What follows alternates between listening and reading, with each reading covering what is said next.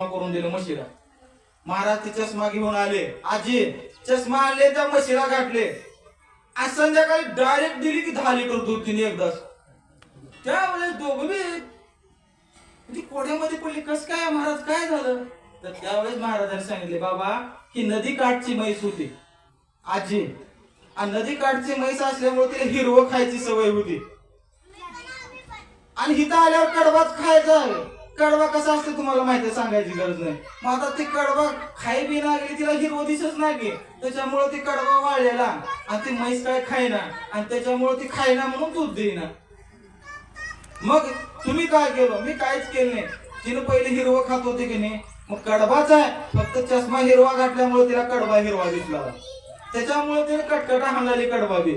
मग सांगायचं तात्पर्य असं आहे, सगळं तीच आहे, फक्त जर तुमची दृष्टी बदलली तर तुमची सृष्टी बदलायला